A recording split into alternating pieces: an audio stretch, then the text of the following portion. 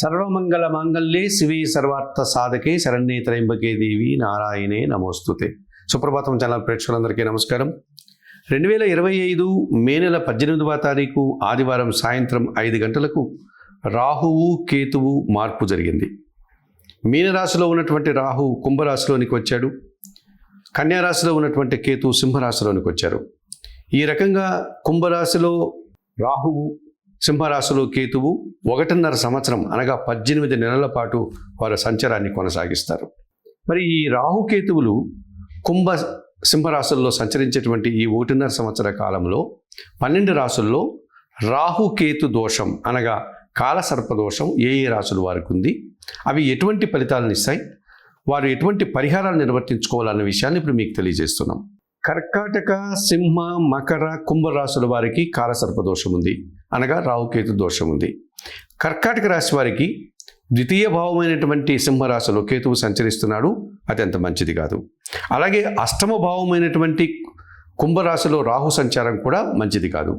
ఈ రకంగా ద్వితీయ భావంలో కేతువు, అష్టమ భావంలో రాహువు సంచరించడం వల్ల ఈ కర్కాటక రాశి వారికి అనుకున్న పనులు జరగవు. ఒకవేళ జరిగినా అవి సత్ఫలితాలని ఇవ్వవు, నిరాశని కలిగిస్తాయి. లేకపోతే మంచి ఫలితాలను ఇవ్వకుండా నష్టాలను కలిగించే పరిస్థితి కనిపిస్తుంది. ముఖ్యంగా కుటుంబపరమైనటువంటి విషయాలు కానీ, లేకపోతే స్థిరాస్తులకు సంబంధించిన విషయాలు కానీ, లేకపోతే మీకు కొన్ని వ్యక్తిగత విషయాలు కానీ నిరాశను కలిగించేటువంటి సందర్భాలు కర్కాటక రాశి వారికి ఎక్కువగా ఉంటాయి.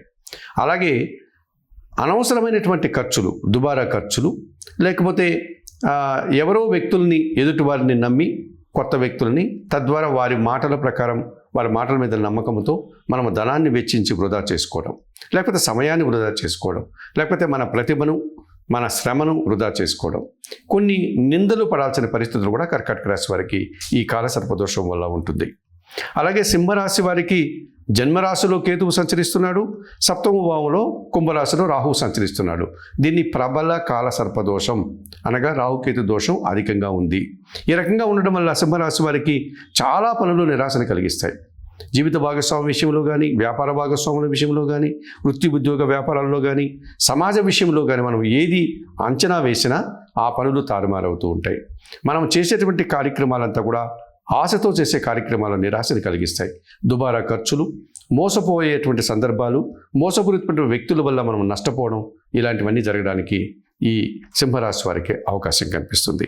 ఇక మకర రాశి వారికి ద్వితీయ భావమైనటువంటి కుంభరాశిలో రాహువు, అష్టమ భావమైనటువంటి సింహరాశిలో కేతు సంచారం జరుగుతోంది.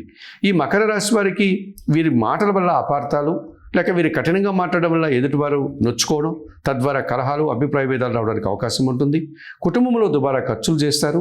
కుటుంబపరమైనటువంటి వ్యక్తుల చేత మీరు అనవసరంగా విషయాల్లో తలదూర్చి ఇబ్బందులు కూడా తెచ్చుకునే వాతావరణం ఉంటుంది. ఈ అష్టమంలో కేతు సంచారం వల్ల చాలా విషయాలు మీరు నిరాశను కలిగిస్తాయి, చాలా పనులు చేయడానికి ఆటంకాలు కలిగిస్తాయి. అనవసరమైనటువంటి విషయాల్లో తలదూర్చి ఇబ్బందులు కూడా తెచ్చుకొని ఇబ్బందులు పడేటువంటి సూచనలు, కష్టాలు రావడానికి అవకాశం కనిపిస్తుంది ఈ మకర రాశి వారికి. ఇక కుంభరాశి వారికి ఆ కుంభరాశి జన్మరాశిలోనే రాహువు సంచరిస్తున్నాడు, సప్తమములో కేతువు సంచరిస్తున్నాడు సింహరాశిలో. ఏ పని అయితే మనం ఇష్టంగా చేస్తామో ఆ పని తప్పనిసరిగా నిరాశని కలిగిస్తుంది. మనం వెచ్చించేటువంటి ధనం, మనం ఎందులో అయితే మనం డబ్బుల్ని ఇన్వెస్ట్ చేస్తూ ఉంటామో అది రాంగ్ ఇన్వెస్ట్మెంట్ కింద మనకు తర్వాత తెలిసి మనం దాన్ని కోల్పోవడం కానీ, తద్వారా మీరు నష్టపోయేటువంటి సూచనలు కనిపిస్తుంది. మనం చేసే కొన్ని పనులు చాలామందికి నచ్చకపోవచ్చు. మనం ధైర్యంగా చేస్తున్నాము, మంచిగా చేస్తున్నాము అనుకుని మనం చేసినా సమాజం దాన్ని హర్షించలేకపోవచ్చు. ఇటువంటి సందర్భాలు ఈ కుంభరాశి వారికి అధికంగా ఉంటాయి. అలాగే జీవిత భాగస్వామి విషయంలో కానీ, వ్యాపార భాగస్వాముల విషయంలో కానీ మనం ఎదుటి వారిని నిరాశపరిచి ఇబ్బందులు కొని తెచ్చుకునే వారం అయ్యేటువంటి సూచన కనిపిస్తుంది. మరి ఇటువంటి పరిస్థితుల్లో ఈ కర్కాటక, సింహ, మకర, కుంభరాశుల వారు ఈ రాహుకేతు దోషం ప్రబలంగా ఉండడం, దీన్ని కాలసర్పదోషం అనడం వల్ల ఈ సమస్యల నుంచి ఎలా బయటపడాలి, దీనికి పరిహారాలు ఏంటి అని కానీ ఆలోచిస్తే తిరుపతి పుణ్యక్షేత్రానికి సమీపంలో ఉన్నటువంటి శ్రీకాళహస్తీశ్వర ఆలయానికి వెళ్ళి అక్కడ ఉన్నటువంటి వాయులింగేశ్వర క్షేత్రంలో జ్ఞానప్రసన్న అమ్మవారు, కాళహస్తీశ్వర స్వామిని దర్శించుకొని ఉదయం నుంచి సాయంత్రం వరకు అక్కడ నిర్వహించే రాహుకేతు పూజలను నిర్వర్తించుకోండి. ఈ రకంగా రాహుకేతు పూజలు నిర్వర్తించుకోవడం వల్ల మీరు ఈ రాహుకేతు దోషం నుంచి బయటపడడానికి అవకాశం ఉంటుంది. ఏ రోజైనా వెళ్ళండి, ఏ సమయంలో అక్కడ నిర్వహించే సమయంలో ఈ రాహుకేతు పూజలను మీరు నిర్వర్తించుకోండి. ఈ రకంగా చేయడం వల్ల ఈ రాహుకేతు దోషం నుంచి ఈ కర్కాటక, సింహ, మకర, కుంభరాశుల వారు బయటపడడానికి అవకాశం ఉంటుంది. అంత దూరం వెళ్ళలేని వారు, అంత శక్తి లేనివారు ప్రతినిత్యం దుర్గాదేవిని దర్శించండి. అమ్మవారికి ఎర్రటి పూలను అమ్మవారి పాదాల దగ్గర సమర్పించండి. శ్రీదేవి ఖడ్గమాల స్తోత్రం చదువుకోండి. అలాగే నిత్యం గణపతి ఆరాధన చేయండి. గణపతికి గరికమాలను సమర్పించండి. స్వయంగా ఇంట్లోనే ధూపదీప నైవేద్యాలతో గణపతి ఆరాధన చేయడం వల్ల ఈ కేతు దోషం నుంచి బయటపడడానికి అవకాశం ఉంటుంది. కనుక చెప్పిన విషయాలన్నీ స్వీకరిస్తూ పరిహారాలు పాటిస్తూ ఆయుర ఆరోగ్యాలతో ఈ కర్కాటక, సింహ, మకర, కుంభరాశుల వారు కాలసర్పదోషం నుంచి బయటపడి ప్రశాంతంగా ఆరోగ్యంగా ఉండాలని మనస్ఫూర్తిగా కోరుకుంటూ సర్వే జనా సుఖినో భవంతు. నమస్కారం.